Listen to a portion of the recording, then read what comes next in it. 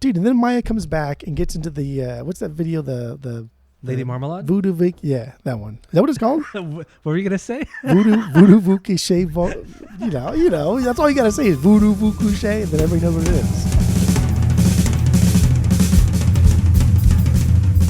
is. Welcome back to Asinine Radio, a weekly podcast where we talk about music, and well, that's pretty much it. So let's go.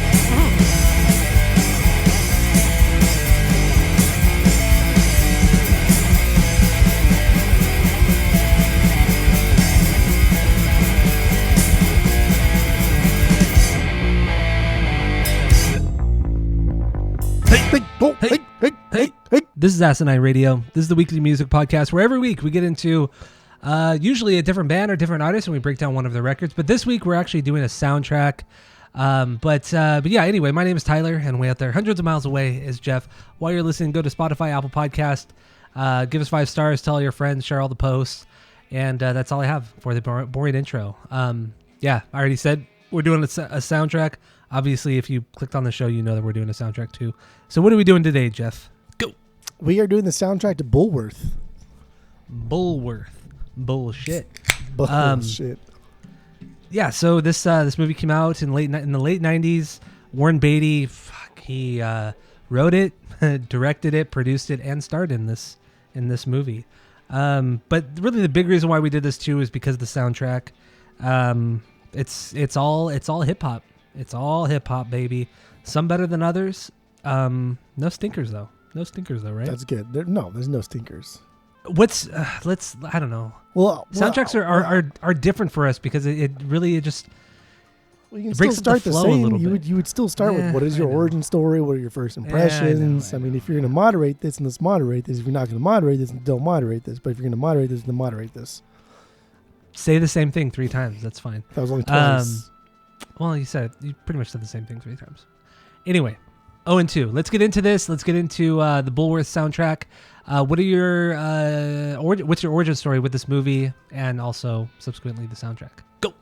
My cousin turned me on to this movie. Ben, who bought a lot of records from our record store, but he watched this early on, and then I watched this early on because he had a more eclectic taste than I did. We were like 10 years old when this came out, so I watched this early on. I don't remember it, but then I went back to it probably like early high school. And when I was like really getting into like music and cinema and other things like that, I rewatched this and was like, wow, this is cool. This is cool because it has a cool message. The kind of like the means of spreading that message is kind of like it's a little cheesy, but I like this kind of like black dark comedy, this political satire thing. It's very like Idiocracy. Before like Idiocracy was like a thing. It's pretty over the top at moments, definitely. Right, because like Idiocracy, that's like the one people lean on to, the mid-2000s movie. That's the one people lean on to, like, oh, this is society, stupid. But this is more involved. There's things here. I would say so. Like political wise, there's no sugarcoating any of this. I think that's what separates this from like its contemporaries. Like Wag the Dog was very much like this, but this one is just very blunt about everything. I've only ever heard of this movie. I don't think I've ever seen it. I swear at some point you let me borrow this on DVD back when we were in high school or maybe right after high school. So I know you had this at some point. And I don't have it now. I did have this on DVD and I don't have it now. You don't have it now. Okay. I'm not saying anything. I don't have it. I didn't say you had it. I just stating facts. I'm just stating facts. I know to have this on DVD. I don't have it now. That's all I'm saying. I know what you're implying. Is implying the right word? Implying. You're inferring. Is that implying? I'm implying. Am I inferring? Okay. What are we? This is The Office? I got that from The Simpsons. Oh, okay. But do you remember that bit from The Office too? Mm-mm. So good. And then at the end, Creed goes, well, actually, you were inferring. And then Michael gets really pissed off. Because the bit in The Simpsons was Lisa, and someone told Lisa, trying to be smarter than her, it's like, what are you implying? And Lisa's like, I'm not implying anything. You're implying. I infer. I have to like all matter of fact, like, oh, that's the difference. I get it now. Kind of. like a pompous asshole. Yeah. All right. Anyway, yeah. So no, I don't have your DVD. I know that you're kind of asking me if I still have it, which I do not have it. That's right. You lost. It's not a big deal. Well, I didn't. Anyway, so yeah, I don't think I've ever seen it. I don't remember ever seeing this movie. Certainly, I don't know the soundtrack. Yeah, until this week. Until today. Until literally today. Well, this will be fun then. This is fresh, brand new. So yeah, that's my origin story. Is literally today when I watched this. And let's get into, I guess, our initial thoughts on this record, on this movie, and the soundtrack. What do you got? Go. So, like, as a kid, I liked this movie because it was edgy and it was cool, and like this white old dude that played Dick Tracy was also ingrained in the hip hop culture, and I thought that was cool. And then, like, as I got older in high school, I was like, oh, like he's actually saying something, and this is kind of cool. You know, he's telling it the way it should be told. And then now, as like a grown ass adult, I still agree with all of those other things that younger Jeff has thought and said. But I just, it is pretty cheesy. Like, this shit is fucking cheesy. Oh, yeah. And some of the things have not aged well, and that's fine because it's just a product of its time. But I think above all else, I just realized, like, Warren Beatty, like, dude, the guy had, like, he didn't give a fuck, man. He did whatever the fuck he wanted, whenever the fuck he wanted to do it. Yeah. And after reading a lot about him this week and his career up until the 90s, through the 90s, like in this movie too, I was just like, God damn, man, the guy did whatever the fuck he wanted. All of the big name actors that he got to play like insignificant parts, like Don Cheadle. Dude, Don Cheadle was established, right? Fucking Sean Astin. Dude, Sean Astin was established. Oliver Platt, who I think is one of the best parts of this movie, he was already established. Halle Berry, that thing was kind of weird. Isaiah Washington, already established as a secondary character here. Like, he got all of these people. Fucking Michael Clark Duncan as an uncredited bouncer. A lot of people. He had all of these people here just because he wanted to. And then the guy he got to produce the soundtrack or the score, Ennio Morricone, right? The guy that did all the stuff with the fuck who did the stuff for Good, Bad, and the Ugly? Fucking. No, sorry, I said that backwards. It was the music was by Ennio. No, I just say that. Morricone. Ennio Morricone. I don't know. What the fuck that Morricone. Morricone's the last name. Yeah. Whatever the Italian's name is. But he did all that stuff with the Fistful of Dollars stuff. Whatever that guy's name was. The Man with No Children. Sergio Leone. Yeah. You're talking about the director, not the composer. No. Well, he was the composer for those. Sergio? No. No, Sergio. No, Sergio Leone was Morricone the was he did the music for those movies. Yeah, I know. Yeah, that's what I'm saying. I'm telling you that. Oh my God. I don't know. Okay. I couldn't remember the director's name was. But he even got this guy, and this guy's like, I will do this for you for $1 million. And Warren Beatty's like, okay, that's fine. I'll pay that. I'll do it. I don't care. No big deal. So the score isn't even that good. Like it's only 10 minutes. I know, there's like Ennio nothing there. Morricone scored almost an hour's worth of music, and he was pissed because the last part of this, only like 10 minutes of his stuff was used. Less than 10 minutes of it was used, and he was super mad at Warren Beatty. But Warren Beatty's like, I just don't want it. I don't need it. I like that. That's ballsy. That's fucking ballsy, man. Everything so I guess is over the top. What I read too is that he brought this, like he came up with this back in, so this came out in 1998. He came up with the idea in 1992. It was actually pretty different than his original script, what it ended up being. And there were several rewrites over the years. And the budget was $30 million. And they made $29.2 million in the box office. They barely even broke even. Barely. But butts are for pooping. But Warren Beatty made more money off of Ghetto Superstar than he did off this movie. Oh yeah. Went platinum. I mean, this soundtrack alone went platinum.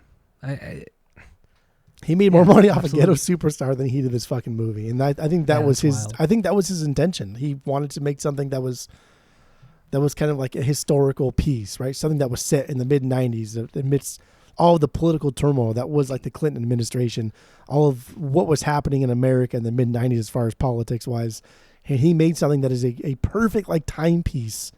Like, this is a perfect movie for what was happening in the sphere of the '90s that both like resonated with, Democrats, Republicans, but also like inner city and youth and black community and middle class whites. Like everybody could watch this movie and think like, oh, okay, I'm all right. I can relate to this in some capacity. Yeah, he did. I mean, I feel like the ideas and a lot of the intention was really, really good, and the idea was ambitious, but I don't feel like he executed it. I don't want to say not well, but just it could have been a lot better than it was. Like the ideas were there, it was a cool plot, but the execution was pretty herky jerky. It really was. See, for the entire thing.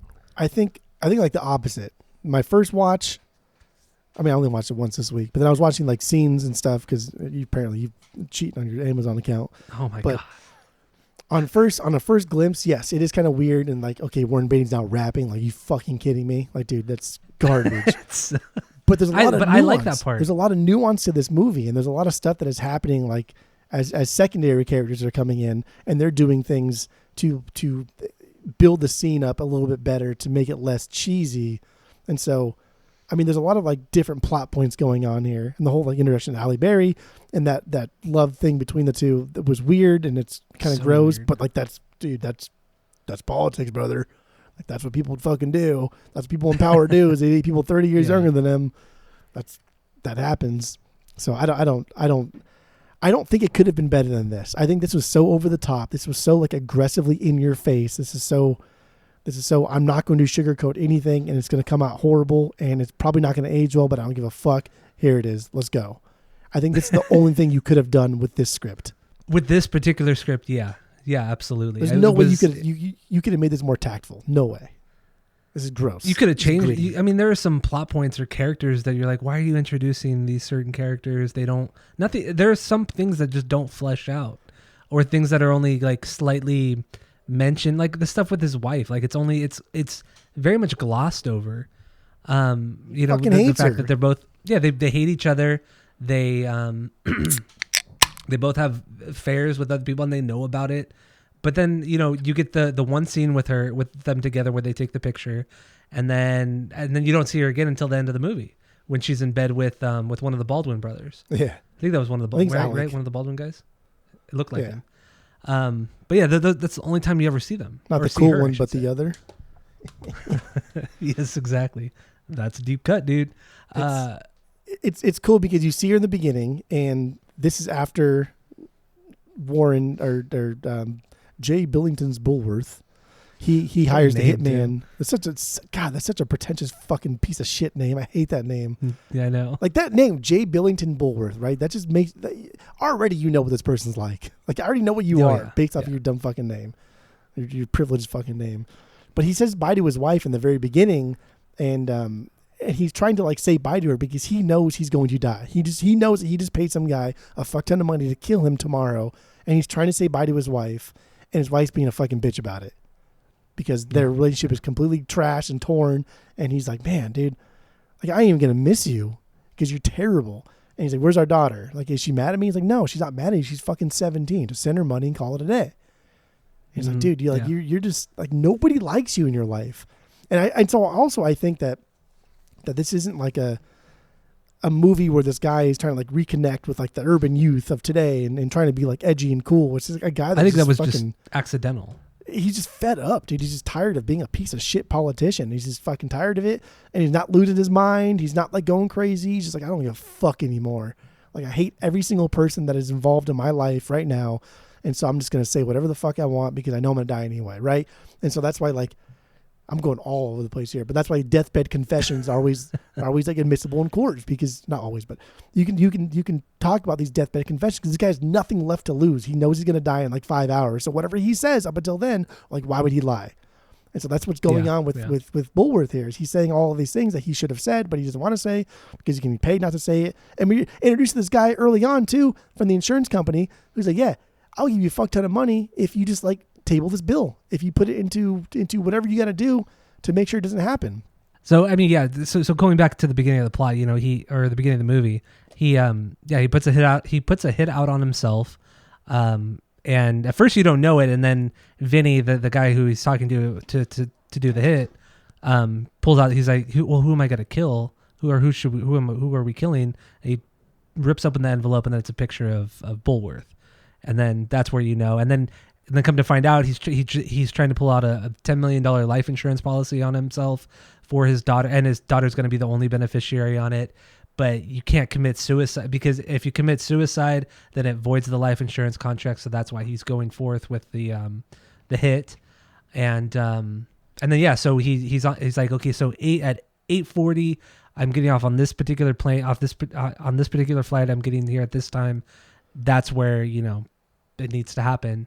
But then as they land, he takes a couple shots, and then he realizes that he doesn't want this, and then he's on the run. He's literally on the run the entire movie. Dude, that scene in the airport is so good. See, this is where like cheesy kind of plot like transcends into like layered, textured, nuance, just hilarity. Because when he's going through the airport, now like we start the whole gag of like any loud noise, then Warren Beatty is kind of like on edge. And so you hear that first loud noise and he starts to run. And I like to think, and I kind of researched on IMDb, I couldn't find anything that supports this or refutes this, but I like to think that like Warren Beatty started to run no matter what, and they added the gunshot later on, or the loud noise later on. Oh, yeah. Because you can tell like Oliver Platt has no fucking idea that he's about to take off running in that scene. But like Oliver Platt, dude, on money, dude, on point, just never stops talking. Just never stops, never shuts the fuck up. Hey, Senator, we have to do this and this and this. Here's your talking points. Blah, blah, blah, blah. And then Warren Beatty just takes off running, and then Oliver Platt runs, and then Warren Beatty stops, and then Oliver Platt stops. But it's kind of like the weird thing where in like the Marvel movies, when Robert Downey Jr. is eating food, everyone's kind of like, oh, what the fuck? Let's roll with it. Kind of like improv stuff. That's what's happening here. I think that's good. That's just like good. I don't want to say writing. That's good directing, I guess. Right? Yeah. Because I don't think that was written. Yeah, in the it'd script. be good directing. Yeah. Or like, hey, let's just spook everybody by just starting to run. And I think that's funny. And then like also we're getting into it because now Warren Beatty, the Bulworth character, is now seeing every seedy looking person that he would perceive as being the killer, like every like Mexican dude that he sees, every like black guy that he sees in the shadow, he now assumes that's going to be the assassin. And it's funny because if you think from like the perspective of anybody else watching him, a normal like white politician is going to look at a seedy looking Mexican dude or a black guy the same way. But Warren is looking at them, or Bulworth is looking at them because he thinks they're going to kill him. But that's probably what they all look like to like a black person or any kind of minority. Yeah. They probably see like senators or white people in power looking at them the same way Bulworth does. But this is kind of like a double meaning here, a double entendre going on here. It's good. That part's good. Dude, that's solid. That's just good writing. That's just funny. Yes, it is. That's dark. Yeah, and then at that point, they because he has appointments set up the whole day, various speaking engagements, debates, and things like that. So the first place he goes is this Lutheran church where he's supposed to speak to an audience of African American people in South Central, and he goes up there and he starts reading the script, and then he just kind of like starts ignoring it. You can tell he's frustrated, and then he just tells it exactly how it is. Like he just says, "We don't care about you. Politicians do not care about you. I don't care about you. What I said 4 years ago, we didn't follow through with any of that. Why are you still voting for us?" So the honesty of it all is great, and that's how every politician and every election cycle is. You're promised everything but given nothing.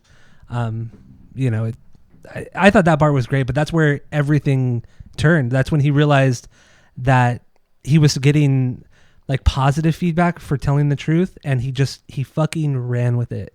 And he just thought, this is the end of my life, the end of my days, and I'll do whatever the fuck I want. See, I think it was cool. That part had a couple different things going on here. One, as a character, Bulworth, I don't think that he did that intentionally to like, oh, people like this, I'm going to now put this as my platform and run and probably get elected. It was just he's fed up with it. I don't give a fuck. Here's what's happening. This is why we don't like you, because you don't contribute to our campaigns. You're a nobody. We don't make any money off you. Why the fuck would I care what you have to say?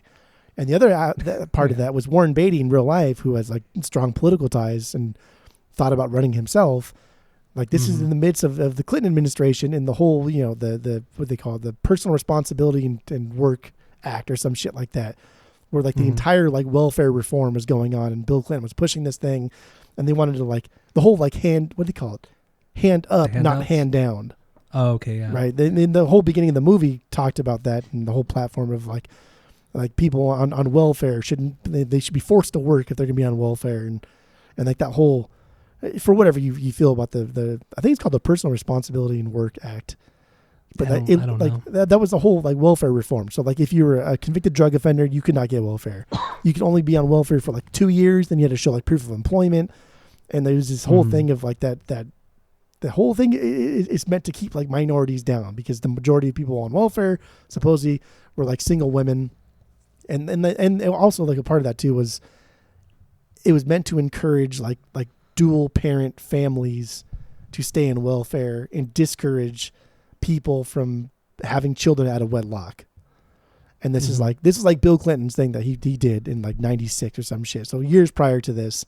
But Warren Beatty was like ingrained into politics, and like he was BFFs with John McCain for fucking many years. Like they were like homies. Wasn't he was a big proponent of the Kennedys too. Yeah. I mean, dude, he was like, Warren Beatty was untouchable in the 60s and 70s and the 80s. He was untouchable. Is he still alive? Yeah. Yeah, okay. They're doing Bulworth 2 pretty soon. No, they're not. No, I wish. I was going to say, there's no way. There's no way. That would be amazing. Although, honestly, I think they did want to do a Bulworth 2000 for the presidential election. Really? Oh, that'd been so stupid. Dude, Obama loves this movie. Like Obama said, like on oh god, it's so record that he loves this movie. That's what I was gonna say.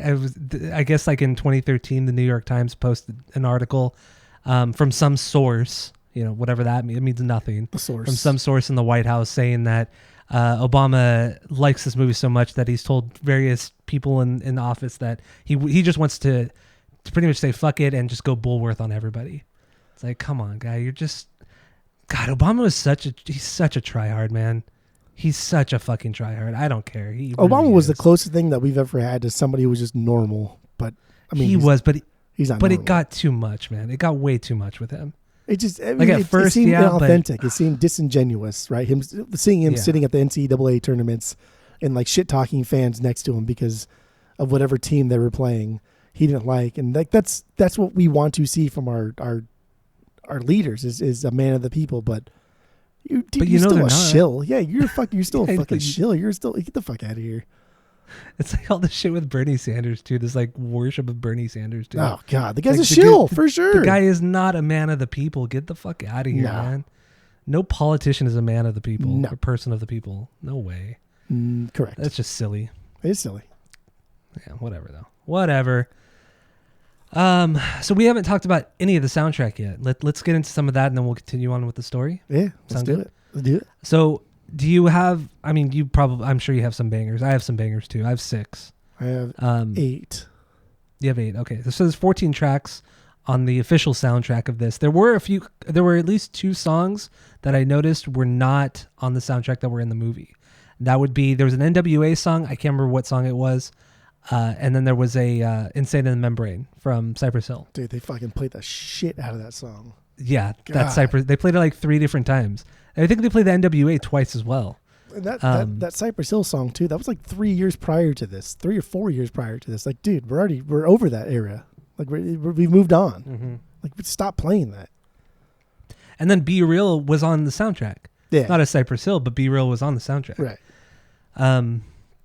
So that was weird. I thought it was weird that neither of those songs were even on here, but they were so prominent. They were the most prominent songs in the movie. But then Ghetto Superstar was the biggest song off the soundtrack, and it's literally played for 5 seconds when they're going into the club. That's it.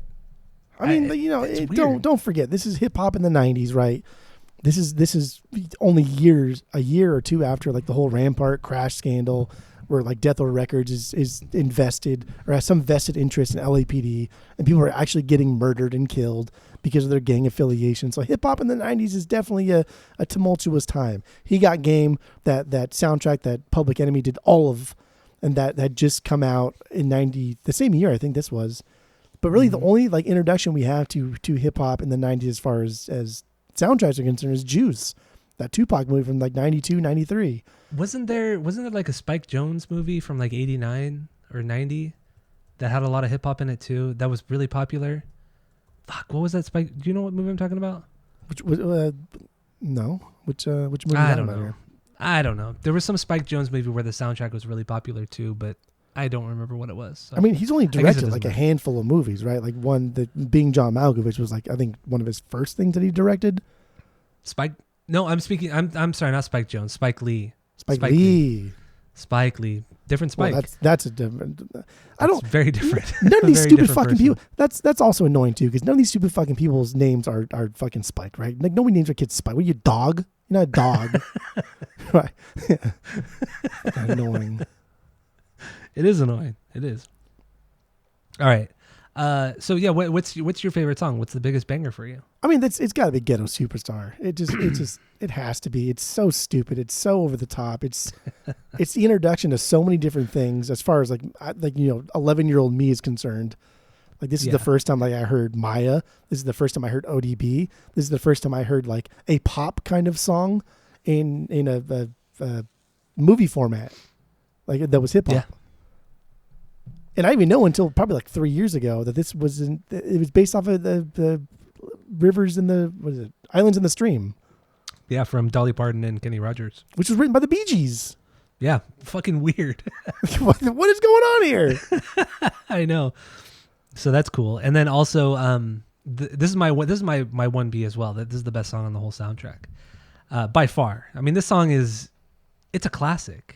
It's up there as like one of the top hip hop songs of all time, right? Mainly because of the hook. It's got like top 20. I'd say top 20. It's definitely up there for what it did. I mean, honestly, for hip hop, and again, Wyclef, he produces, and you can tell Wyclef produces because Wyclef just takes other songs and makes them hip hop. That's what he does. What he did with the Fugees. That's what he did here. That's fine. Nothing wrong with that. But it's a good song. It's fucking cheesy, dude. It's just not. It is. Man, if ODB was not here, this song would not have made it. Straight up. Well, absolutely, because originally Mary J. Blige was supposed to sing the hook, but then ODB got on the project, and he had just listened to Maya's debut album and loved it. Came out. It barely came out. He fucking loved it, and he didn't just suggest it. He said, "No, we're using Maya. Maya's going to be singing." He wasn't supposed to fucking be there. Yeah. Bro, that's the only reason why she's on it. Bro wouldn't leave. So he walked into the studio. He was in the same studio. He didn't fucking, according to Praz, he didn't even know where he was, like what state he was in. And Praz was like, so I can't. Up. Like, it's ODB. Like, I'm not going to kick him out of the fucking studio, right? Like, dude's got a report card that's impressive. And so like the Praz, best report cards. Praz like initially said like, I'm going to let him rap, but I'm just going to cut it out. So whatever he does, I'm just going to cut out. But because it was just like it's ODB, and like it was so good. It was just so opposite of what Praz was throwing down. And ODB loved Maya. And she had barely come. She's still up beyond the fucking ears here. Like nobody knows who she is. And this is Interscope, man. This is like big money here. So they're contracting with everybody else trying to get them in there. But Maya works. I know. She does. She did a great job too. There's two girls on this record on the soundtrack that like were nobodies, and after this had like really successful careers. And Maya's the other first one being Eve. Eve, yeah. Which, I mean, that's one of my bangers too, is that Eve song. But I guess we can get into that in a bit. But yeah, this Maya was. I'm trying to look up real quick when her first album came out. I think it was 98, or maybe 97, but I think it was just early 98. Like it barely came out. So she was probably 18 years old because she was born in 1979. So yeah, she was probably 18 when that record came out. Dude, and then Maya comes out, right? And then she blows up with that song. She throws this down, and it's not even her like riff or nothing, and all she does is kind of just throw it down like, honestly, it's mediocre. It's fine. There's nothing wrong with it. It's a great hook. It's a great hook. The hook is great. Like, have you heard the Dolly Parton, Kenny Rogers version? I did listen to it today. It's fucking amazing. Have you heard the Bee Gees version when they re-recorded that? No, I know they re-recorded it, but I didn't listen to it. It's also amazing. It's just a great hook. But Maya doesn't add anything to it other than the fact that it's just a different person singing than Dolly Parton. Dolly Parton's an amazing singer. Also, side note too, that the Bee Gees, it was re-released in like the late 2010s or some shit like that in the UK, and they changed the track title to something else, and it went to number 1 in the UK, and thus making the Bee Gees like one of the few artists to ever have like a number 1 hit in the UK in like the 70s, 80s, 90s, 2000s, and 2010s. Like 50 fucking years, dude. They've had a number 1 hit in the UK, which I think is bonkers. That's insane. That's so funny. That is. But yeah, she honestly, Maya doesn't really do much here. I don't think she does much here. I think Maya's career is an incredibly interesting thing to watch because she went from like this to becoming like, to making her own label, to becoming completely vegan, to only hiring and using products that are like cruelty free and animal free, and not animal, maybe like cruelty free is a better word. I don't know how they make beauty products. Like, so when I see things like, oh, it's animal free, cruelty free, I don't know what that means. I don't know what animals have to do with beauty products, but I guess they do. But like, she only uses this type of stuff, and she's very like John Feldman-y, but not like obnoxious about it. Like, she's very much ingrained in PETA for the past like 20, 30 years, but not obnoxious about it. Okay, yeah, that's good, because PETA's pretty obnoxious. They can be. They can. I think they serve a good purpose, but they can be very annoying. I think the idea of PETA is great, but the way that they execute things and a lot of their practices, I think, are really fucked up. Until you watch those fucking like documentaries about like Tyson chicken farms and shit like that. Yeah, but then you watch other documentaries about PETA and how they do some pretty shameful things too. So they're not, you know, like I said, the idea is there and it's great, but the way they execute it sometimes and the things that they do, I'm glad they exist. Are bad. I'm glad they exist. But like the biggest I guess takeaway from Ghetto Superstar is that Praz has some rapping on here. Yeah. Right? Well, this is a Praz song. This is on his But because everyone else is so great, like we forget that he has a verse on this. And that's funny because, you know, harking back to the Fugees, we forget that Praz is a part of the Fugees but in comparison to Lauryn Hill and Wyclef. And here again, like, Praz is like, who cares? Take him out. Like, the song is not affected. Wait, so remember last year or 2 years ago, Praz got busted for some sort of fraud, or what was he busted for? Yeah, he got busted like hardcore. It was with the whole like Department of Justice too. Like, it was like all this conspiracy stuff. Oh, that's right. And he was like taking money or doing like illegal like financial contributions from like a foreign thing for the Obama campaign. That's right. And ironically, you know, this is the biggest song from this movie that literally is about political corruption. So, yeah, he got like he got in really big trouble. Like, he couldn't like fly. Like he was like bound to the U.S. It's fucking gay. It is fucking gay. Yeah, this is easily the one B. Did you watch the video? Or have you ever seen the video? I didn't watch it. No, I remember seeing it when I was a kid when it came out and stuff on MTV, but I didn't watch it this week. Dude, and then Maya comes back and gets into the what's that video? The Lady Marmalade? Voodoo Vic, yeah, that one. Is that what it's called? What were you gonna say? Voodoo Vukushe, you know, that's all you gotta say is Voodoo Vukushe, and then everybody knows what it is. I don't know what the fuck it's called. It's called Lady Marmalade. Marmalade. That's the name of the song. Lady Marmalade. Maybe Lady Marmalade. Lady Marmalade. That's a good song. Well, that's a cover too. That's not even original song. Right. But she comes back, that's a great right? song. She comes back and she's in there with who? Like, she's in there with fucking Pink, Little Kim. What's the other girl's name? Pink. Not Britney Spears, but like Britney Spears' contemporary, Christina Aguilera. Oh, Christina Aguilera. Yeah, that's right. Maya had the best part in that whole song too, and she looked the best. She definitely looked the best, absolutely. And this is, this is 5 years later. It's not objectifying her because that was the entire point of the video. Yeah, but she definitely was the best looking of all four of them. What movie is that from? It's from Moulin Rouge. Moulin Rouge. That terrible musical. Terrible. I've actually never even seen that. How have I never seen it? It's so bad. And you like that shit too. I do. But it was closer to a movie like Rent, which is just terrible. Yeah, I don't like Rent. It was closer to that than like a good musical. Moulin Rouge is not good. I like that you acknowledge that there are good musicals. Well, there are Singing in the Rain, one of the best. That's the only musical. Fucking contemporary like musical you can think of is Singing in the Rain. Second best, it's the first best is Tenacious D and the Pick of Destiny. Okay, oh look at this kid. Check out the big brain on Brad. That's a musical, dude. Well, it is. But Singing in the Rain, we got to do Singing in the Rain, man. Even down. Sound of Music, you can kind of consider Sound of Music a musical, and that movie is amazing. Absolutely. So. We should do Singing in the Rain. God, that movie's so good. I'm down to dancing do in any that plays, musicals, whatever you want to do, kid. Singing in the Rain is so good. It's I mean, I would even say it's underrated sometimes. I mean, even though it's wildly popular at this point, but it's not anymore though. Like, not anymore. Yeah, we're getting to the point where these old musicals are becoming obsolete. They're becoming nothing. People are looking at Citizen Kane and thinking like, oh, that's fucking boring. And it's like, well, back then that was fucking revolutionary. That was mind blowing. And yes, maybe like comparatively Citizen to Kane today, is still.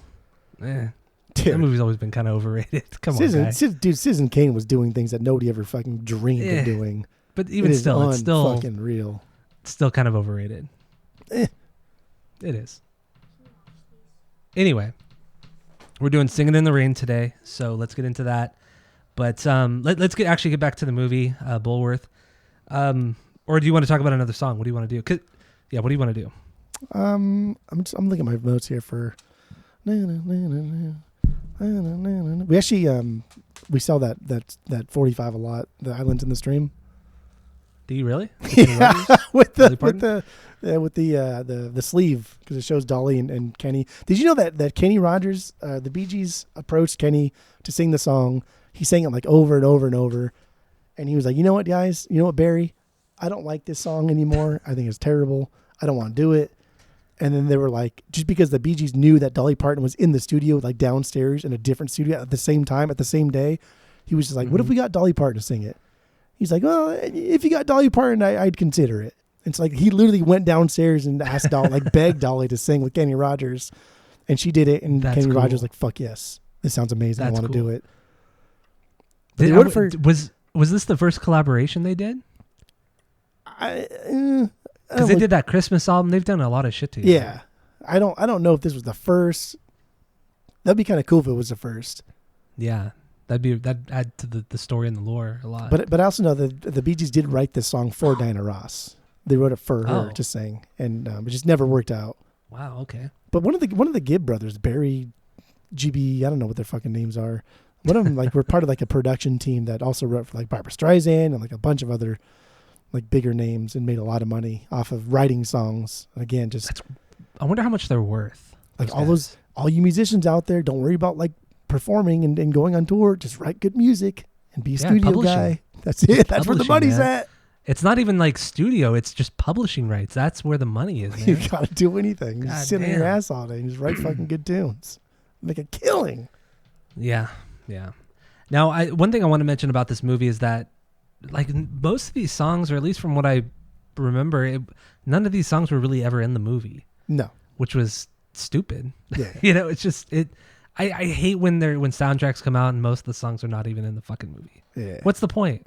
It's clearly just a cash grab. It's a compilation cash grab. And that's annoying. But it worked for Warren Beatty. I mean, he clearly did it for a reason. To help recoup the money that he lost on this one, but whatever. What do you want to do? You want to do another song? Do you want to get into the plot some more, or whatever you want to do, kid? Do you have a 2B? What's your 2B? I do. I have 6 Bs. Remember, I have 6. Okay. So the chase is my the 2B. Chase. Yeah. Well, you don't like that one? No, this is my 4B. This one's just funny because it's just all RZA. Like again, here we go with RZA, right? He always has to have like one song that's just him. He does everything on. Like, God forbid you fucking have anybody else on here too. He produces it, he raps it. He's the only person here with a solo song on the album. It's just, but it's good. Of course, it's good. This is up there with one of his better songs. It is. It is better than like the story he tells. The story he tells, the way he's rapping. It kind of reminds me a little bit of Stan from Eminem, but way more intense not way more intense, but just easy time. Intense, but in a different way. Let's just say that. It is. It's interesting because it's from the perspective of like the fugitive, right? Yeah. The outlaw, the guy on the run, on the lam, on the chase. There's a lot of words here. There's a lot of world building in a short amount of time. I don't think it's like his best lyrical output. I think because he is just doing so many things at once and putting so much emotion behind those words, I think it makes for a better story. But I don't think it's his best like lyrical output. But it's still a damn good song because it's driven by that piano fucking beat, that simple loop, that piano whatever that loop. is. Yeah. I think that's just him. I don't, because I tried to look on the Who Sampled thing and I couldn't find that he sampled that from anybody. So I think that's just, like, this is all RZA. It's cool. It's the simple drum beat too. Really, really simple. That's looped, that piano loop, and then that synth bass line. That it's solid. That's all it is. And then some like just noises and just things like that. But when it comes to the actual music, it's just those three things just looped. And then he's just he's rapping, but very aggressively, and he just sounds pissed off. I like it a lot. It's a good song. This reminded me of some shit like Giorgio Moroder would do, the guy who did like the Miami Vice shit. Like it reminded me kind of like that, just something that very, I don't know, like aggressive, a chase. Like his song for the Miami Vice, I think it was called Chase, actually. Miami Vice? I don't know where I mean, I know the show, but what? The guy that did like the Scarface soundtrack. I think his name is Giorgio. Oh, that guy. Giorgio Moroder. Something like that, yeah. Yeah, he did fucking Scarface. He did I think he did Never Ending Story. But like his big thing was that song, I think it was called The Chase. Oh, okay. That sounds so good. I put in the fucking note for you to listen to, actually. It's in your to-do list. Yeah, it's in your to-do list. I have a lot to do in my to-do list. Dude, that sounds so good. It's a good song. Oh, man. All right. So do we have anything else on this one? The RZA song? Nah. All right. Let's what do you want to do next? I want to leave this up to you. You're this is more of your episode. Like I feel like you're more prepared than I am on this one. The overall theme of the movie, right, is well, I guess also the intro lines where he kept saying, what is it? We're on the doorstep of a new millennium. We're on the doorstep of a new millennium. Yeah. Right, that was the whole thing, and it was just kind of cool to see like the early campaign footage of this fictional character, and he's saying the same thing over and over and over and over, and this is kind of I don't know, it was fun, it was cute. Yeah, it was cute. But anyway, my 2B's Bulworth, the title track. They talk about it while we live it. Wait, where does Bulworth sit for me? No, show. It's not a banger for me. That's wild. Yeah. Are you kidding? Yeah, I thought it was fine. This was an okay song for me. This is an okay song. Insane posse cut produced by DJ Muggs. What more do you fucking want? I just thought outside of Method Man and KRS-One, I didn't care for really the other two verses. I didn't. Okay. Obviously, Method Man is going to kill it in every song. KRS-One, I mean, classic. He had the best verse. The KRS-One came in so fucking heated, so fucking hot. Yeah, he was so angry. Absolutely. But the Prodigy one was just, God, it was underwhelming. And Prodigy was like how much, like, I don't really know much anything about him, but people love him for, I don't know, people just love Prodigy. But I didn't get it. Not in this song, at least. I thought it was extremely underwhelming. Yeah. So for me, like Prodigy was the weakest. People love Prodigy because of Mobb Deep. Like that's why people like fucking adore Prodigy. But like to me, like Cam is one of those like hip hop kind of icons that have just completely forgotten about. Dude, Cam's first record, I can't remember what the name is, but it came out in the early 90s. It's almost a masterpiece. It is so fucking good. It is so underrated. It's amazing. So check that one out. I'll put it on the list when I remember. But yeah, like that's fine. You get 4 verses, and that's what the song is. The song has no chorus, it has no hook. It's just let's spit out 4 verses. Let's see what happens, and let's put like kind of like up and comers with some of the old like guard, and see what happens when we put all of them together. And that was what made this one magical. Yeah, but once again, there wasn't really a need for it. It was just 4 verses, and I don't want to say it's a filler song, but there's no need for it. Like if it was just KRS-One and Method Man, they each had 2 verses, that would have been cool. But just because the other 2 were so unforgettable and just fine, I didn't really care too much for it. It's not bad at all. It's just okay.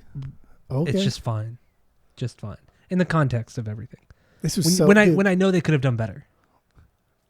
I don't think they could have though. This is what you're gonna get when you get. So like, okay, so let's do a little backstory here. they approached DJ Muggs first. Like DJ Muggs was given like free reign to do whatever the fuck he wanted. And this is back in the day too, when like people were getting $100,000 a track. So like they're saying Interscope's like, hey DJ Muggs, I'm gonna give you $100,000 to produce this track. You get whoever the fuck you want, and then pay them whatever they want. And so DJ Muggs like, okay, here are the 4 guys that I want to be on this. And it wasn't in this order, and he kind of wanted other people too, but this is how it worked out.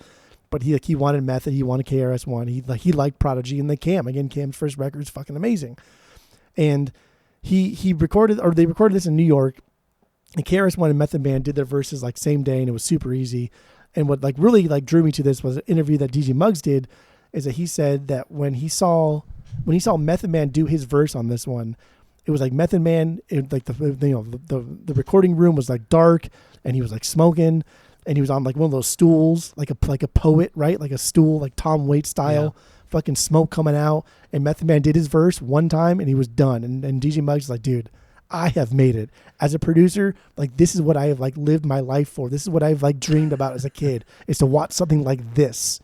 And he saw Method Man do it, and like, for DJ Muggs, that was one of the defining moments in his career. Watching Method Man do this fucking track. That's cool. Do this like verse. Cool. And it was so cool. And you can just like see like the imagery, right?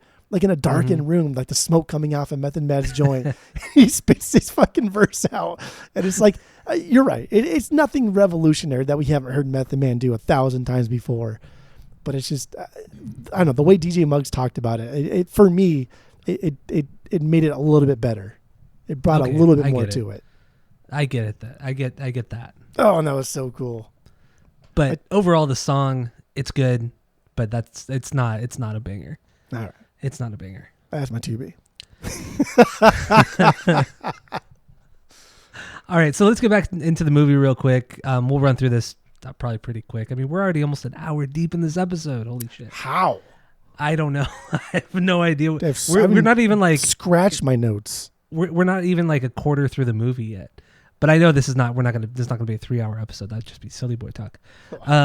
So he leaves the church after all is said and done. That's where he meets Nina and a couple of other girls, and they get in the limo together. And dude, that scene where like they get in the limo. That's Isaiah Washington again, like the brother of Halle Berry, dude, established actor, and now he's like relegated to a secondary role. And like Bulworth is like what does he say? He says, "I'll catch you later." He's, "I hope it's sooner." Like, oh my God. Did he say that? Yeah, he says something like that. But it's like Halle Berry's like, "I'll catch you later. I hope it's sooner." And then he offers those 2 girls, which I don't think they have fucking names. They're just like ratchet girls. Yeah, there's no name. That go in the limo, and he offers them jobs, and it spirals out of control from there. But this is also where we see like Oliver Platt. Oliver Platt's character has a cool kind of progression throughout the movie too. He does. He goes from like one to the other, almost in the same capacity that Bulworth does. And I mean, Oliver Platt's just a better actor than Warren Beatty, I think. I agree. Yeah, he did a great job in this role. I mean, his character goes from, he's Bulworth's assistant essentially, or a campaign manager really, and he's trying to like keep Bulworth on track with everything. But then as things start to fall apart, he begins to fall apart too. Bulworth disappears. He starts snorting a bunch of cocaine, and then he kind of goes off the rails too, because he thinks, with Bulworth doing this, he goes into all the bullshit that Bulworth starts going into, like the way he's talking and the way he's dressing. He just pretty much follows him through the whole movie. So good. Like his whole attitude and everything. That was the first time he saw like cocaine, was at the bar that they were at when they mistaked him for somebody. I don't remember if it was some old ass actor. But he saw that guy doing cocaine. He dipped his fingers in and stuck it in his gums real quick. And that was the downward spiral for Oliver Platt throughout the rest of the movie. Yeah. So they go to KFC, and then they which is just, God, dude, of all places to go, do you go to KFC with these girls? Because there's so much backhanded racism going on. Like, there's so many comments that are just so fucking like derogatory. And he's like, "Where do you guys want to go? KFC?" It's like, dude, like, it's funny in the context, and like I get the message you're doing. It didn't age very well, but it's still like, dark comedy is funny. It's supposed to be funny. It's okay to laugh at this kind of stuff if it's in jest, if it's in a good lighthearted tone. So let's laugh at it, because that's all I know about it right now. Yeah.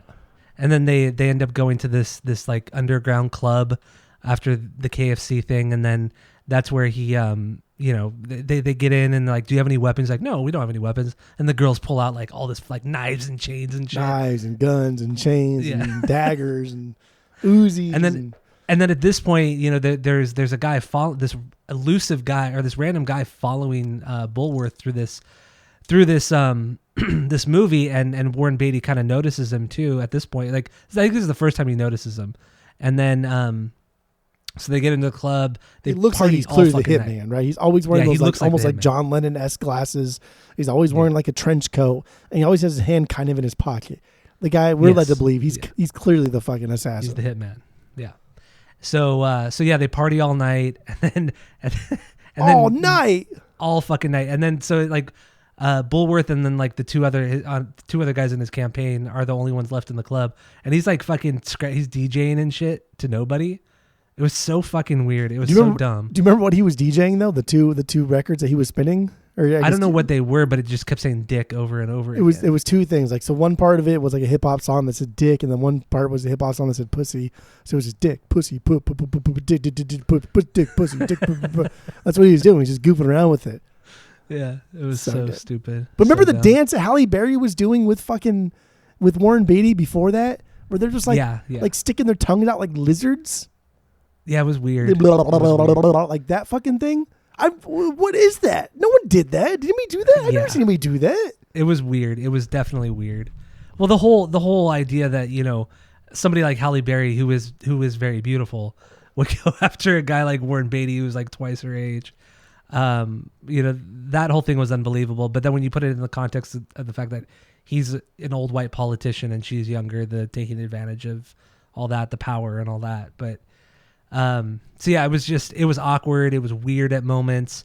And then, they end up leaving the club at that point, and then they go to some event. What is it? Some event, some fundraising event, and where he's supposed to speak again, and he does, but his wife is there at that point. Oh yeah. And then he starts, this is when all the rapping starts. So he starts rapping, just all this kind of shit about, inequalities and corruption and politicians and all that kind of shit. And it's really funny, and the message is good. And then at that point, after that ends, they say, okay, you need to go to the next spot, the next debate or whatever. And then Halle Berry, Nina, she traps him in the corner and she's like, let's go up to the room. Come on, let's go to the room. All the while, it's going to a different shot or a different scene of somebody like poisoning the champagne, of loosening the bolts on the guardrail, the balcony, and then you soon realize, oh, I wonder who the real hitman is. So like just curious, like, did you read the story before you watched this movie this week? Like, I did not. Okay, so when you saw like the guy loosening the nuts, when you saw like the poison, did you suspect Halle Berry at all? When the moment I started suspecting her was when she trapped him in that corner, and she kept insisting on, let's go up to the room. Let's go to the room. Let's go to the room. You have a room here? Let's go up to the room. That's when I realized, okay, she's at least a part of this. I thought the guy upstairs was the guy with the glasses to the other guy. Okay. Yes, that's what I thought. And then at that point he doesn't have a key, so they end up leaving that event to the next event. And then at that point, he, on the way to the next event, what's his name? Bulworth calls the original guy and says, call off the hit. This is a big mistake. Please call it off. And then Vinny, the guy, goes, okay, fine. I'll call it off. Whatever. I'll tell the person. And then he hangs up and then he has a heart attack. So he never gets to Halle Berry and tells her that, to call off the hit. So, dude, the fucking hitman, Paul, what the fuck the guy's name is? The guy that tried to kill fucking Ray Liotta in Goodfellas. Like, obviously this guy's a bad guy. Yeah. Right? Oh yeah. The guy, come on, dude. Yeah. Get the fuck out of here. So then at this point, Bulworth thinks like he's good. He's free. He's happy at this point, and he can't wait to he's high on life. He can't wait to get to the next spot. And then he shows up to, what did he show up to? Another church, right? He's going to, so like there's the debate. So he goes from the C-SPAN after he meets the C-SPAN crew, which also is a funny thing. This whole C-SPAN. Oh yeah, the whole C-SPAN. I totally forgot about that. Yeah. Yeah, that whole, because the C-SPAN crew, it's Sean Astin, again, established actor, and the girl who was running the van, that's fucking Roseanne, right? The girl from Roseanne. Well, not established Roseanne. She's not Roseanne, but she was in Roseanne. I think Roseanne's sister. Yeah, Roseanne's sister, established actor. It's like all these like throwaway parts. You remember like Tobey Maguire in fucking Fear and Loathing? Remember that part? He was in Fear and Loathing? No. Yeah. He was in Fear and Loathing. Like in the early parts, he was like super receding hairline, ugly as fuck. And it just seemed like he was just doing it because he wanted to be there. Like that's what all these little parts be like. Like, oh, I'll be in a Warren Beatty movie for sure. Yeah, I like him. I respect him. I grew up watching him. And that's what all these like actors kind of like seem like, because these are fucking throwaway parts. They're nobody. Yeah, They're nothing. Most of them are. Even Don Cheadle's parts are throwaway part. Like, bro, you're an established actor already. Like, what is this? What are you doing here? There's no. He's doing on my lawn. His character, his name is LD, but he has no. There's nothing ever comes of his character. He serves no purpose. He serves no purpose for affirmation of Bulworth being accepted by the black community. That's really all he serves a purpose for. Well, that and also the reason why driving Nina to be a hitman. Yeah. That's the other reason why. But otherwise, he never grows. Nothing ever happens with his character. It's just he could be like a really badass character too, but he just doesn't go anywhere. It just doesn't go anywhere. But like a C-SPAN. But anyway, so yeah, at this point he goes to the debates. Now. Yeah, it's the debate now. So, but Bob Dole and Bill Clinton and whoever it was were just on TVs. It's not like an in-person debate. So it's pretty much just her asking him questions, and he at this point is when he changes his clothes. Yeah, and he's drinking he too. His clothes. Right, he's drinking from a flask, and he's drinking. Yeah. And he's straight up like telling this girl, like, the fuck you care? Like, what do you, like, all three of you guys over there, you're getting paid by the same person that's paying me. And it's, again, just spitting more truth to what, like, the populace of America already knows to be true, but we don't do anything about it. But now Bulworth is saying it, and it somehow resonates deeper and stronger with everybody. And that's fine. That's fun, I guess. Whatever. Who cares? Like, that's stuff that's lost on me. It's like dude, our voter turnout percentage is still shit anyway, and we still elect the same garbage politicians. So it's just like, who cares when a movie comes out like this? And because like Bulworth, this movie complained about everybody. It complained about Republicans, Democrats. It fucking called out like remember the Jew scene too, when he called all the Jews in fucking Hollywood, and they're like, I guess that's later on. We'll get to there. But it's like, dude, this movie called out everybody. But like, who cares? Like, it doesn't matter because nobody fucking cares. Our country is too big for this amount of people to care about specific things like this, even though they're not specific things. I don't know. I don't know either, dude. And the whole the healthcare like reform stuff in the 90s, and it's just like everybody was getting fucked, and we still are getting fucked, and they're just like nothing changes. And it's just it's wild. It's wild.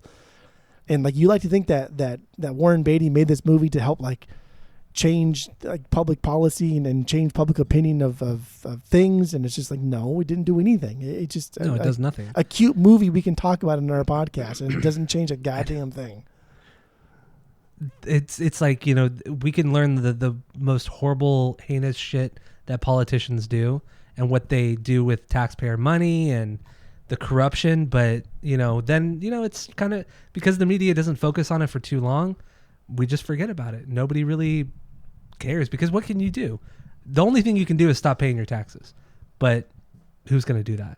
I mean, realistically, the thing you can do is you can start by fucking voting, right? That's like bare minimum. If you're not going to vote, then like, what are you going to do? The bare minimum you can do is get off your fucking ass and go vote. I think we're past that at this point, and we've been past that whole voting thing. But nobody fucking votes. Nobody does it anyway. Like the best turnout we've ever had. That's my point. We're past. We're like 40%. Like silly boy talk. We're past that now. We got to take a more extreme approach to everything now. At this point.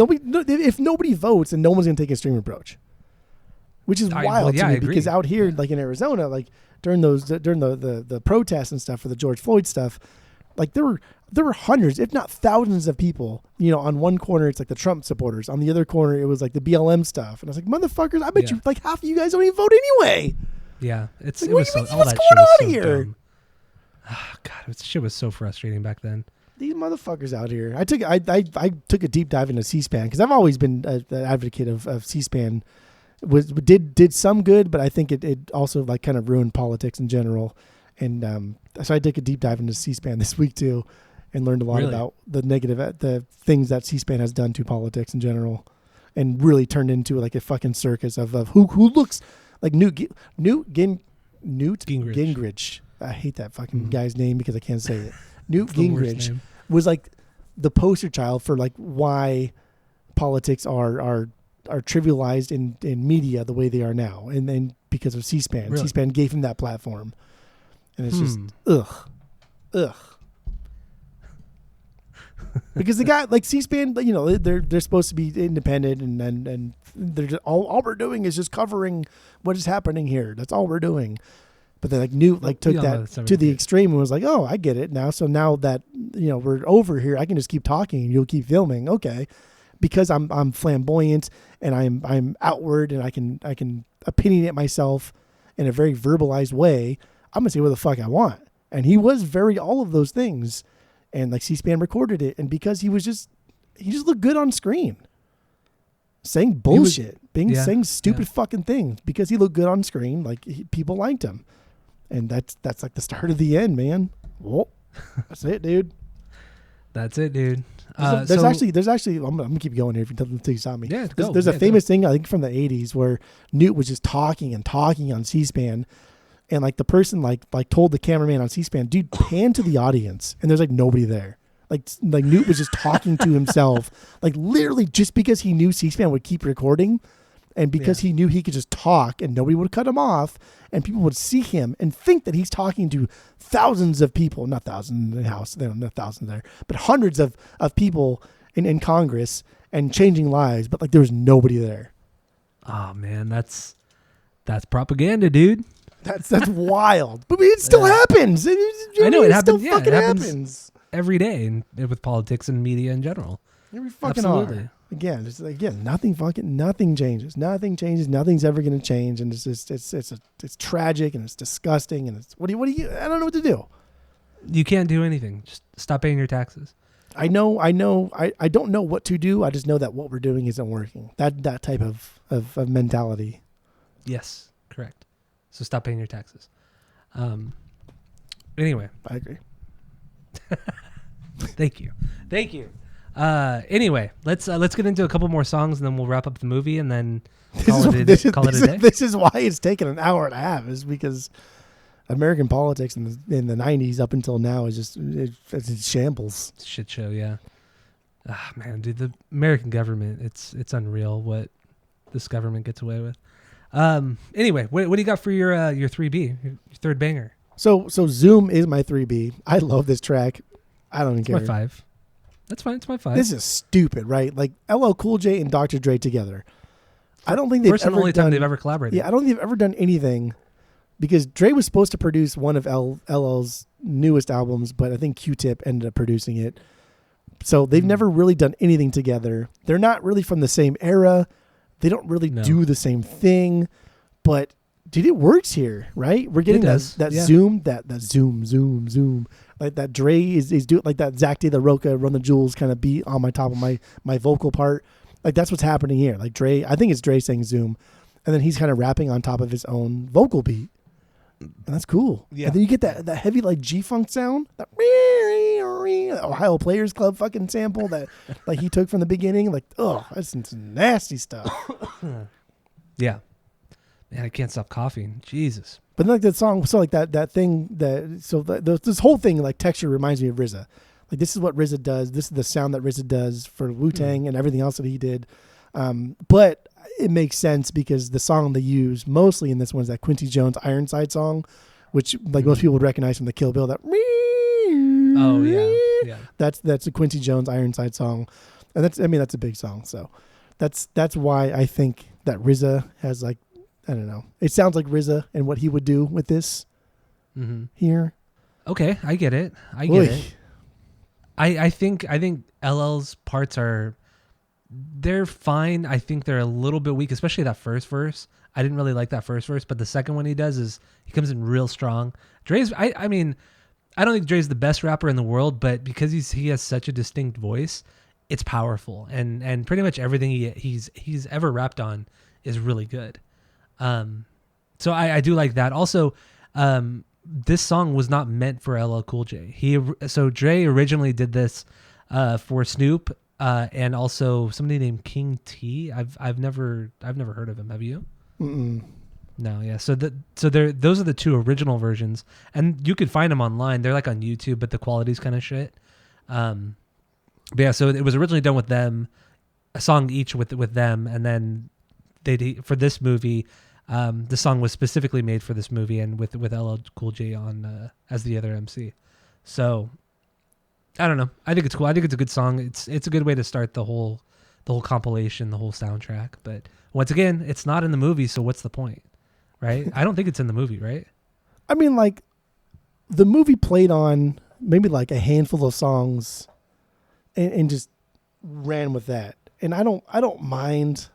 I don't know. I don't mind this type of thing here where not all these songs have to be in the movie, but they all share the same concept, because all these songs are hateful. All these songs are railing against something, that's true. Whether it be like politics or racial inequality, they're railing against something. And that's fine. And a lot of these guys like LL and Dre, like, yeah, they're not from like the same kind of era of rap, but they are contemporaries and they do like play off of each other. And even like Praz and LL, or fucking you get deeper in this, Eve. Like, all of these people are still in the same category of up and coming artists, and in like the mid to late 90s. So I don't mind it. I don't mind it. Okay. It's a little reaching, but I don't mind it. There's nothing about this song that stands out specifically outside of the fact that those two have never done a song together. This is probably also a example of me giving passes to things that I probably would not give passes to if it was like any other genre of music. Probably, yeah. Right? Yeah, this was like fucking, I don't know, whatever you like. Oh, that's so rude. I love it. All right. So then my number 3 is Eve of Destruction. Dude, so good. It's really good, and Eve doesn't get enough recognition. I fucking love Eve so much. She's so cool. She's definitely better than some of her contemporaries, especially Lil Kim. Dude, she blows Lil Kim out of the water. Hold on there, dude. She blows Lil Kim out of the water, dude. See, we're just okay. All right. Well, are you kidding me? Are you joking my ass? I'm not joking your ass at all. I don't joke any asses ever. Well, that's something, dude. I don't think there would be an Eve without Lil Kim. Like, you just forget that, like, not okay. So again, the whole thing of like, just because you did it first doesn't mean you make it the best. Lil Kim did do it first, and she was not. I don't think she's the best at it, but like, dude, she's fucking good. Like, Hardcore, that first album that Lil Kim did, that's the one you have on vinyl. Yeah, like that's stupid, dude. That's so fucking good. And Eve here, like, there would be no Eve. There would be no like overly sexualization of women and degrading men in hip hop. I don't think without Lil Kim. I just don't think there would be. And it doesn't mean Lil Kim's the best, but in this case, yeah, it does mean Lil Kim is the best, because she did it better than anybody. Like, who else would fucking do it better than her? There'd be your girl Nicki Minaj. She would not exist. She would not exist without Lil Kim. Yeah, Lil Kim was the first one to really do it in a big way and become popular doing it. Dude, just like the production on that first record, just like the aggressive like lyrics that Lil Kim set out, which is so bizarre too, because you know and again I purged like Biggie's albums, like Notorious B.I.G. I can't. I'm not a fan. I just don't like it. I think his stuff is just, it's whatever. So I'm not an East Coast guy, but I get it. Yeah, I'm not either. A lot of his skits are just straight up like just like him getting head, and it's just like, oh yeah, suck my dick. Oh yeah, fuck yeah. Like, why is that acceptable? But then like Lil Kim, when she said, oh yeah, suck my pussy, like that's something that we like cringe at. Like, oh, that's gross. Ew, why did you do that? Like, no, dude. Yeah, I agree. Fuck that shit. Like, she was proud of that, and she embraced it. And she looked down on men. It was so good. Oh, that first record is so goddamn good. Okay, anyway, all right. Dude, it really is. It's so fucking good. But Eve is also amazing. I love Eve. So yeah, this was performed by Eve, produced by Mel Mel. He did a lot of work with Dre and Eminem too, like specifically Dre's 2001 Eminem's Marshall Mathers LP, like Mel Man. Like, he did a lot of stuff with them. But this is a cool beat. It's very slow. It's very dramatic. That broken bass line, like that super slow guitar lead. dude. And also like the very subtle organ in the background, like everything just like super textured, super layered. I like Has that kind of reggae hook to it too? Dude, you got to. After Lauryn Hill did it on fucking the score, like come on. The fuck out. This came out before the score, right? Or when did that come out? No, score was 96, 95. Was it? 4, 3, 2, 1. Shut I think it was 6. Was it? Okay. All right. Yeah. But anything Lauryn Hill does, like I would do the same. Anything she did, I would just fucking do the same thing because come on. Yeah. Come on now. But yeah, Eve slays it. She has a very commanding voice, and at this time, dude, she was a nobody. She had just gotten signed to like Aftermath, but she had no records out yet, and her performance here was like, I think this was her like most important thing of her career was this performance right here, because really, absolutely, this is before Rough Riders. This is before anything. Nobody knew who the fuck she was. Dude, she was stripping. She was stripping for money until Mace discovered her and convinced her to quit and become a fucking rapper. Like she was a nobody. Are Rough Riders? Are they Atlanta? Oh.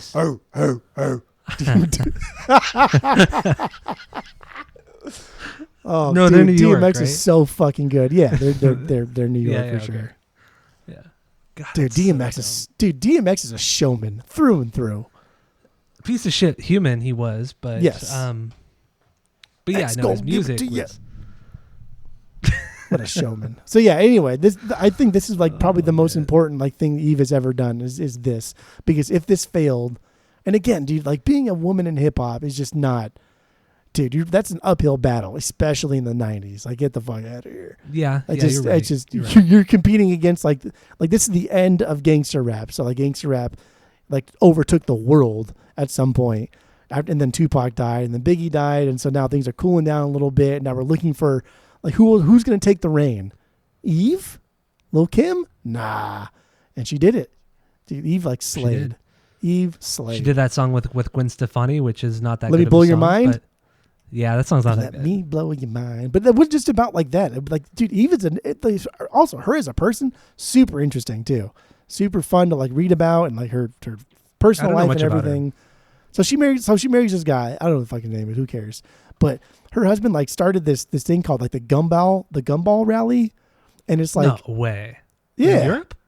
Well, they do. So it's a 3,000-mile race, not a race, because it's a rally. But they do it all over the world. So every year it changes someplace different. But yeah, her husband started that. No way. I had no idea. And Ryan and Bam did it together in like 2005, 2006, 2007-ish. It was Steve-O and Chris Pontius. Ryan and Bam did it too, though. Did they do it too? Okay, yeah. I don't remember. Maybe they all did it together. I don't know. But yeah, like her husband started the fucking Gumball Rally. And they still do it to this year. Oh, no shit. I had no idea that. Wow. Okay.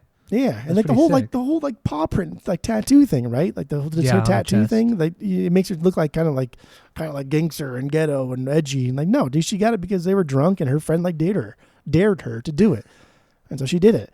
And her mom fucking hated it. And then like years later, she wanted to remove it, like laser remove, and her mom was like, no. Like, this is now you. This is who you are. This is what people recognize you as. And it's fucking true. Like, that's what I associate Eve with. Are those, like, remember the VMAs or some shit where she came out in, like, the super, like, tight dress and her, like, boobs are really, really big and you could clearly see those paw prints?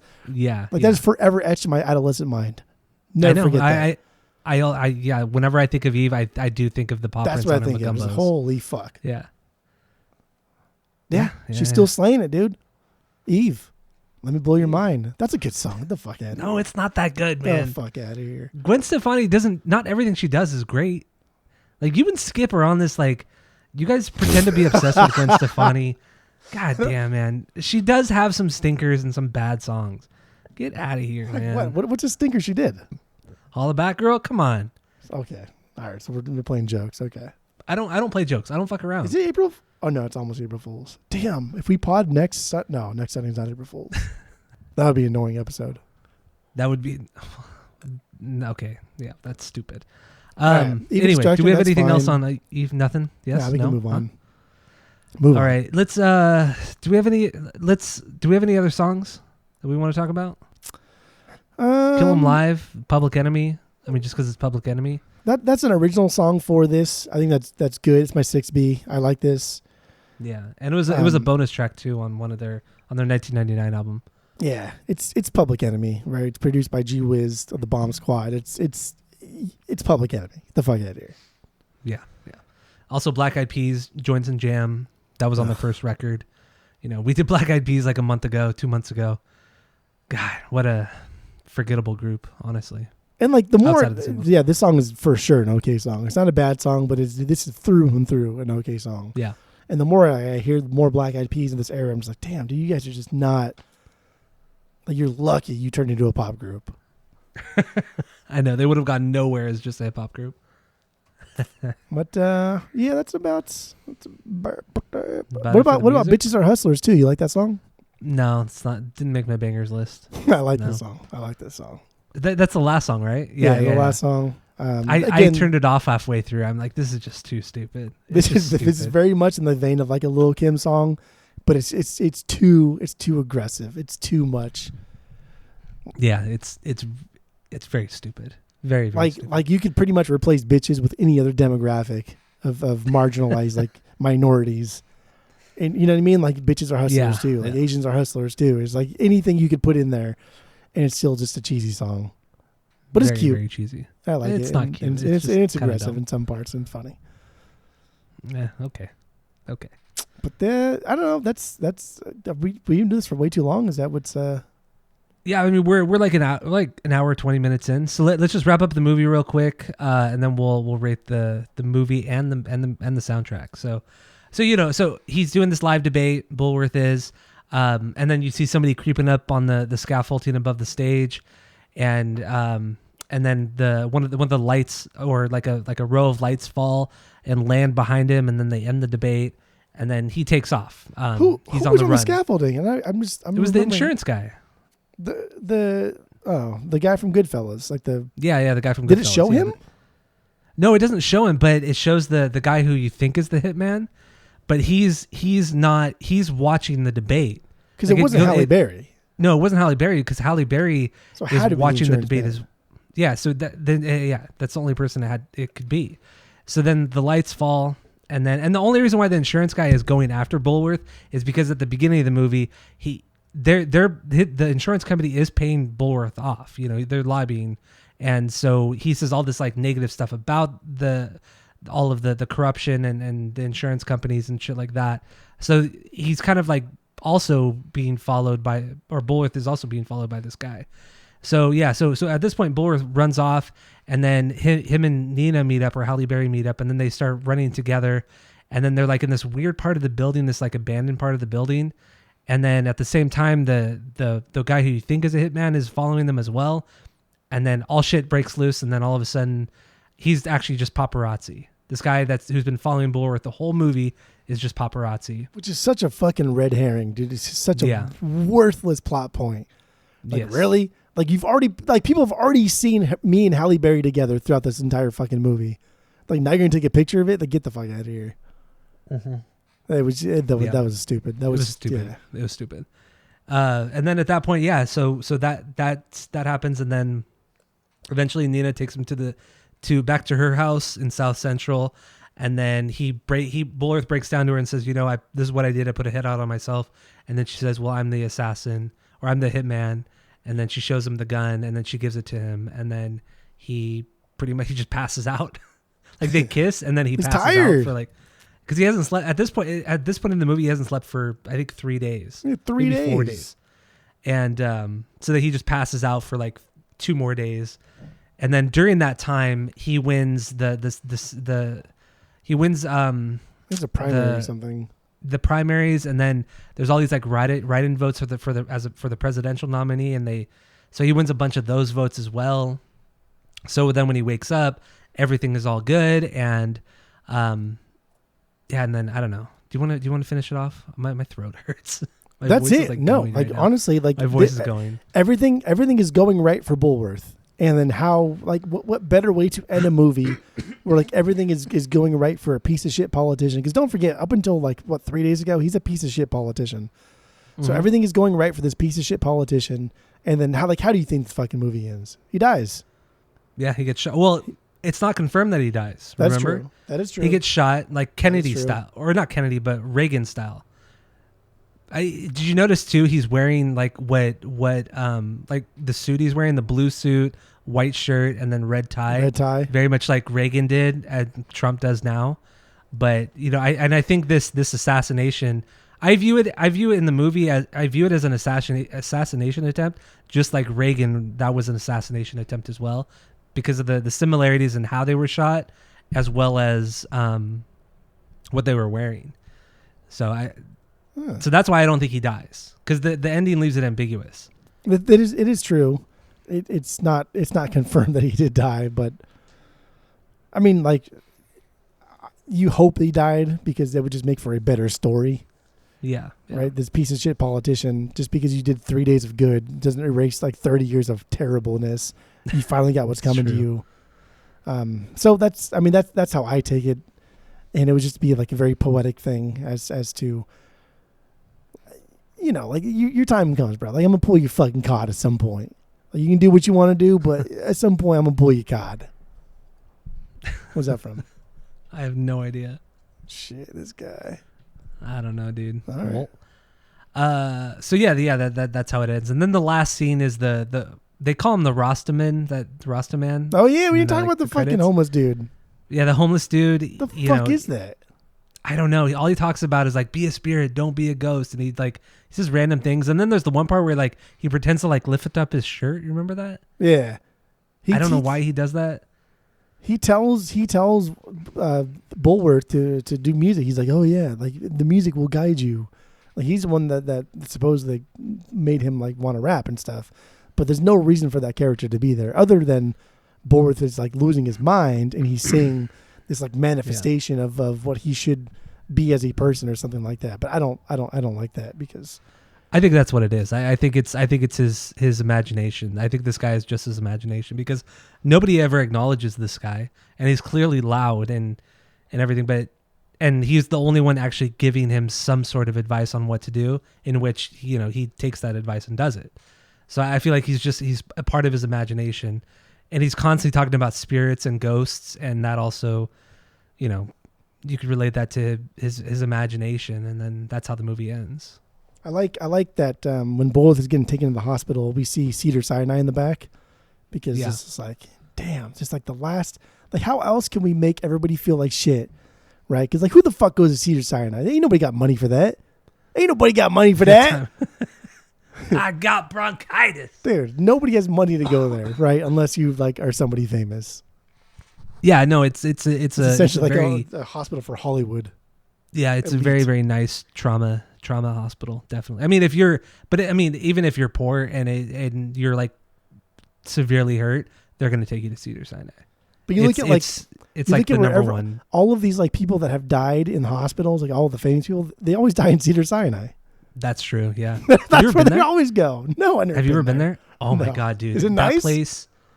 It's part of Well, yes and no. Parts of it are really fucking nice, and then some parts of it are just people are going in and out so much to where it's like you can't renovate it because it's so busy. But the size of the hospital, I've been to many hospitals, and this is the biggest hospital I've ever been to. I mean, it's enormous. And when you go to the emergency room, it's all underground. So all the ambulances go underground. It's really fucking weird. It's super, super weird. And even unless you know where you're going to if you're EMS, unless you know where you're going, you're not going to find that emergency room for like, it's not for like the like normal people like walking into the emergency room, but for like EMTs and ambulance drivers and medics and shit, they all go underground. It's really fucking weird. That is weird. Yeah, it's really, really fucking weird. But their emergency room, I've never seen anything like it. It's enormous. And if their emergency room is that big and that sophisticated, I can only imagine how their surgery centers are. Because, yeah, and like you said, like that's where all the celebrities go, politicians, royalty. Like Cedar Sinai here in LA is the place to go. And yeah, the place is unreal. That whole campus is unreal. But it was like that's like the perfect way to end this movie. The beginning of this movie was brought on because Bulworth was tired of taking fucking money from insurance companies. Whereas like he said what every like 60 cents from $1 spent on insurance goes to like these companies' pockets or whatever the fuck it was. Whereas if government ran it, it would be like 5 cents and it would be so much cheaper for everybody. But because these insurance companies pay so much money lobbying to these politicians, like that's why we're stuck in this perpetual state of not free and health insurance.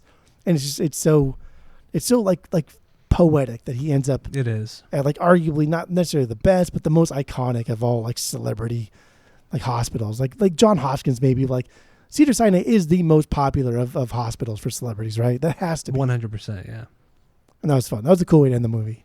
it was. I thought that was too. Well, the cover art. Do you like the cover art for the movie? The mouth and the Until today, I never really understood what the cover was because it's so weird. It's like it's a cartoon drawing of Bulworth walking out of his own mouth, but him walking out of the mouth is him dressed like urban. So he's wearing the shorts, the tank top, funny. the glasses, the sunglasses. But then he's coming out of the mouth of his own self wearing the suit, the blue suit and everything. But I love the cover art. I like it. I think it's amazing. Just big mouth politicians with the little guy coming out of there. It's this little foot and mouth type of thing. But it's the little guy coming out telling the truth. Yeah, which I like. I do like the artwork a lot too. And the most like aggressively fucking basic. Like he's got a little Scully on top and his shades and oh, dude, this movie's so good. Yeah, it is good. It is really good. And what he was wearing too reminded me a lot of Kip from Napoleon Dynamite. Yes, yeah, when LaFonda comes into town.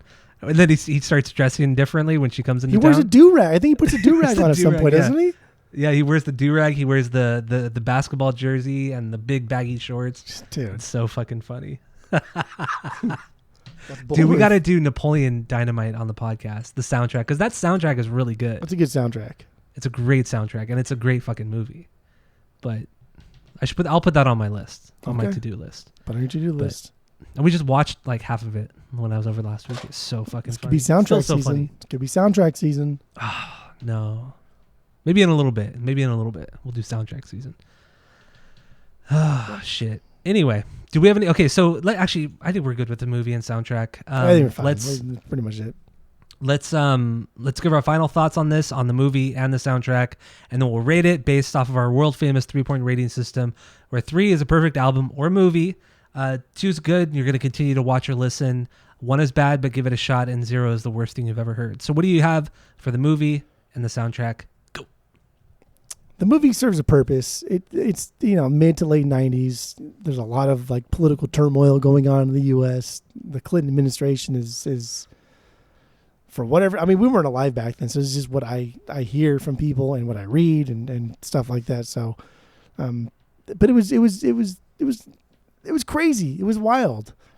Mm-hmm. And again, dude, like LAPD, like California was leading America. They were whatever California did, America did, and it's still kind of true today. And like LAPD is like knee deep in fucking scandal. Like Rodney King riots are not that far off here. We're only years after that. Like we're still recovering from that. And then the whole crash like division, the Rampart scandal. Like good Lord. Yeah. Well, they mentioned the Rampart scandal in the movie. Yeah. There's so much going on with like government, and then also being intertwined with hip hop, specifically like rap and gangster rap of LA. So I think Bulworth came out at a perfect spot. If this came out like 99, 2000, I think this would have been like, nobody would have cared. But I think not only did this come out at the right time, but it helped like propel careers. I think people were better off from this. Like you mentioned, Maya and Eve, but also like Dre. Like Dre also was like cemented in Hollywood, not just as a gangster rap like producer, but now like people respected him in Hollywood as now like because this was nominated for Grammys. This was nominated for Oscars. Yeah, it was. Didn't win anything, but it was nominated, and that's back then. Now even now it's a decent deal for whatever that's worth. But the movie's fine. It served a purpose, and it achieved that purpose. It's not a great movie. It's not the best of all time, but it's fun. Same with the soundtrack. The soundtrack served a purpose. A lot of these songs are whatevers. Uh-huh. I think I probably give them too many passes because some of these songs are dumb. Even the Public Enemy song, honestly, I had it as a banger. It's fine. It's lower tier. Yeah, it's it lower is. Tier Public Enemy. Like compared to like the best of Public Enemy, like this is a throwaway song at best. Yeah. But it was written for the movie, and I think there's something to be. I don't know. I will always give more respect to somebody who will write a song for a movie without having seen the movie, digested the movie. That's tough to do, right? Oh yeah, totally. Like, Totally. hey, write a song for this movie. What's the movie about? It's about this, and I give you like a 3-minute explanation, and then you write a whole song about it. That's tough. That's an unachievable goal. That's just, it's silly. So the soundtrack's fine. I'm gonna give it a solid 2 because I do listen to this. I will listen to this. If I see it on the vinyls, I will buy it. Dang. It means something. Honestly, I thought this would be fucking expensive. Like OGs of this on the vinyl, I thought it would be like hundreds. It's like $30 tops. That's how much nobody gives a shit about this. Okay. So I give it a 2. I give it a 2. It's good. I'll go back to it. Not every song here is a banger. There are enough bangers here to make it worthwhile. And even the songs that aren't bangers, they're still done by people that were ingrained in the hip hop culture of the 90s. So there it is. Okay. 2. There you go. Well, what about the movie? What do you give the movie? I give the movie a 2. I think dark comedies and stuff like this, I don't know. I don't think I've ever seen like a dark comedy or a political satire movie that I thought was perfect. Like I like Idiocracy a lot, but even that, like Luke Wilson, bro, not a good actor.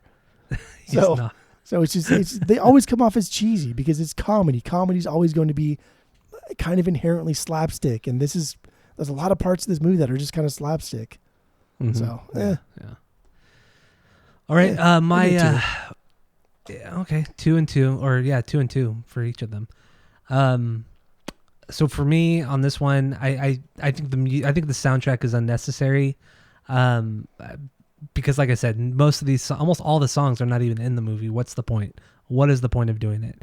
Have it integrate more. Like we've done soundtracks in the past, where I think we've only, outside of Dead Man, I think we've only done musicals, but even still, Wedding Singer.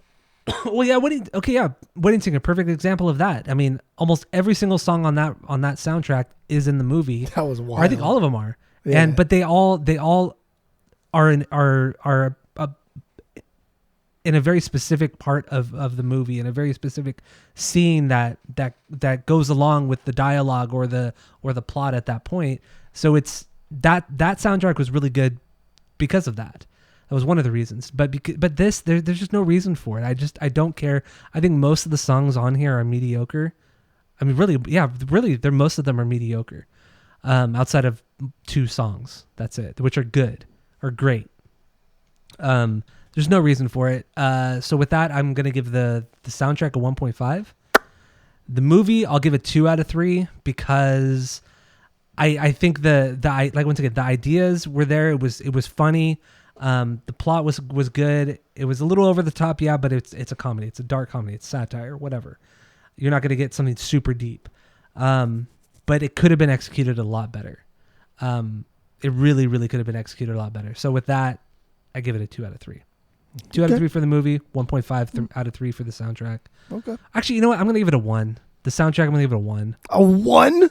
You only need to listen to it once. There's no reason to ever go back to it. But the Ghetto Superstar, like, that's at it. a 1.25, at least a 1.2. No, Ghetto because Superstar that's is the only fucking song. massive. But that's the only song to ever go But back it's to. so Ghetto Superstar. fucking big. It is, and that's why I give it a 1. Like, if you took Ghetto Superstar out, maybe you're at like a 1.